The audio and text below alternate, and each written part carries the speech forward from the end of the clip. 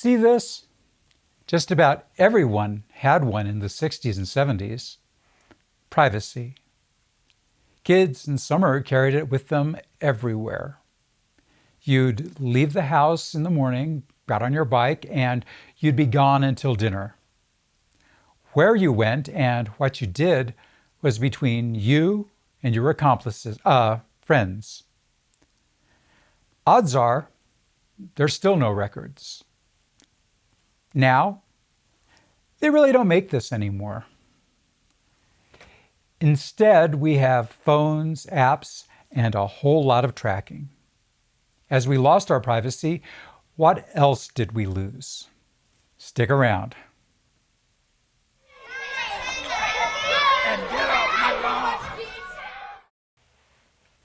Hey everyone, thanks for dropping by.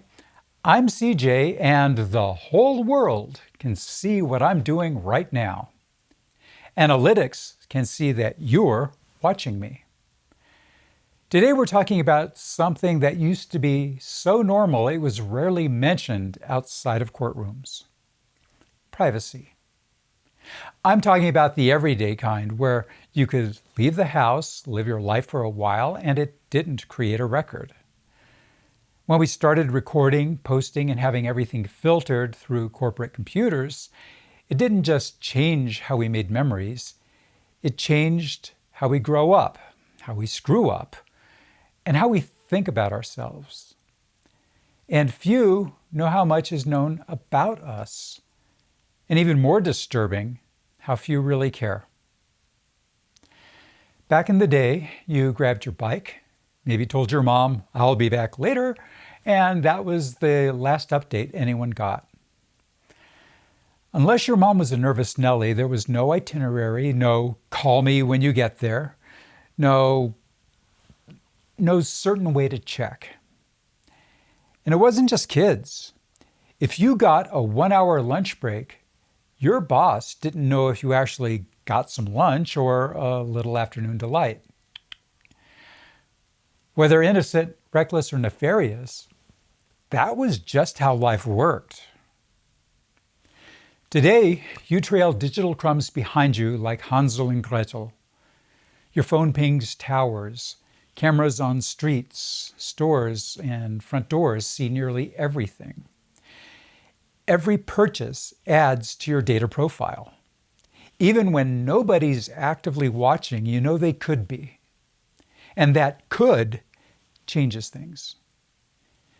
Because it means you can never think you're ever completely alone. Why does that matter? Well, we used to be terrible at things in private. Learning to drive, you popped the clutch, stalled the car, jerked forward, and earned the ire of your father, who was praying you didn't break his car. Not that I know anything about that. Aww. Learning an instrument, you got to sound awful for months. Nobody heard it but you and maybe the walls. Trying to be funny, sometimes you bombed, said something dumb, misread the room. And then it was over. No video, no replay, no record that followed you around, even if you wanted it to. Now, a bad moment can live forever. Somebody records it. It gets posted, it gets shared, and even if nobody actually does, you know they could. Now or sometime in the future. And once it's out there, it doesn't really go away. There's actually a psychological term for this, the audience effect. When people think they might be watched, they don't experiment as much. They don't try as many things they might be bad at. They perform. We didn't have that pressure in the same way. Not because we were better people, but because there wasn't an audience following us around. We didn't have the technology. Not having an audience matters. After all, you truly reveal who you are when no one is watching. You don't act in the expected audience-inciting way. You act according to your natural compass. You didn't walk around thinking, how does this look? You just did things. You didn't photograph every meal and include your location. You didn't announce to 1 million people that you'd be away from home for a couple of weeks. And just as important, other people couldn't broadcast your life without you knowing.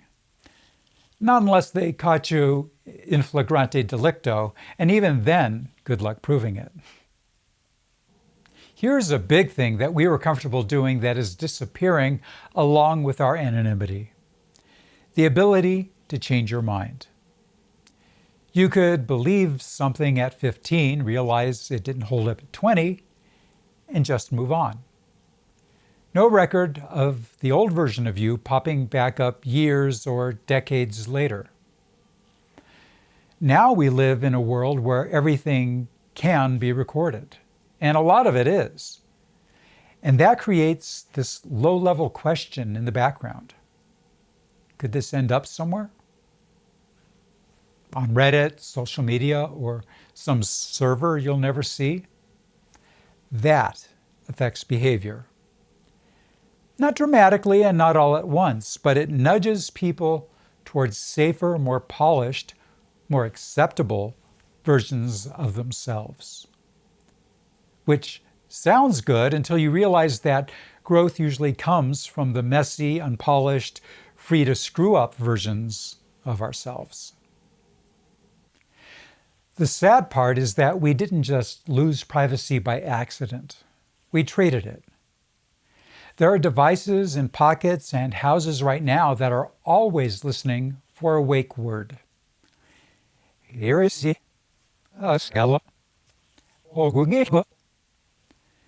Now, they're not recording everything. They're listening for the trigger. There are safeguards. So we're told. But still, we got used to the idea that a device answers us when we ask it something. Too often, we skip the always listening part. And it's not just triggering prompts. Your phone tracks where you go. Your watch tracks what your body's doing. Your apps track what you like, what you click, how long you pause. And again, most of the time, nobody's actively watching you. You're not that interesting. But the system still mines the data. It stores it. It learns from it. When did it start? Well, people have always snooped. It's been going on for millennia. But the treacherous slide didn't really begin until computers started getting large enough to not only store and process data, but to share it. And we made it easy when we started using credit cards, roughly around 1970. Now, every purchase you made was tied back to you. What you bought, where you were, what you could afford. The second, more recent push was the iPhone and the tech it spawned. It took privacy loss to another level. Now, we don't just generate data incidentally, we create it on purpose. Photos, videos, locations, updates. We not only lost our privacy, but we paid for the privilege. Now, we have a whole culture built around being seen, being followed, and being visible.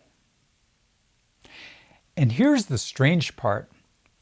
Some people give up privacy in one area, putting their lives online, in the hope that it gives them control or opportunity, or even a different kind of privacy somewhere else. Sometimes it works. A lot of times you just learn that you don't actually influence anything regarding your privacy. And that raises the question, can we get any of our privacy back? I mean, you can turn off a setting, delete an app, leave your phone at home once in a while.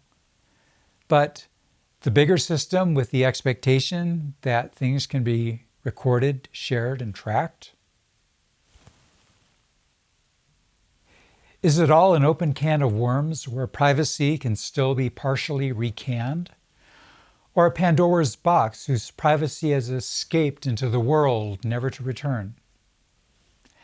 I'm thinking it's more the box, especially if we don't try to fight to get some of it back. But let's be honest. We're not going back to a world where people routinely disappear for the day and nobody thinks twice about it. Even so, by being aware and being vocal, maybe we can claw something back for ourselves. Even small things, choosing not to post something, taking time offline, letting a moment, like a concert, just exist without documenting it. That is a form of reclaiming a little of that space. Not all of it, but some, even if only in your mind.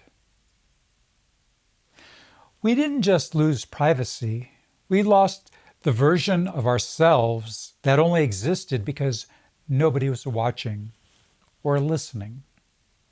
The version that could mess up, rethink things, try something new, and not have it follow us around forever. To the younger folks, this isn't about saying it was better back then. A lot of things are better now. I'm entertained online.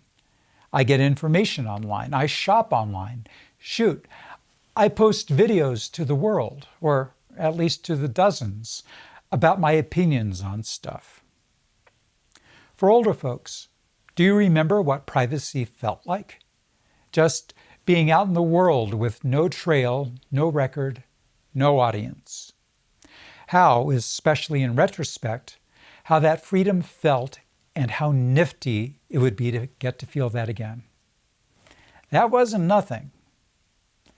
Let's talk about it in the comments. Is this the way things are now and we're forced to adapt? Or do you think there are ways, even small ones, to carve out some real privacy again? I'm CJ, this is Geezer Gab, being transmitted around the world, telling you to remember, liking is groovy, subscribing is far out, and asking the question, who watches the watchers? See you next time.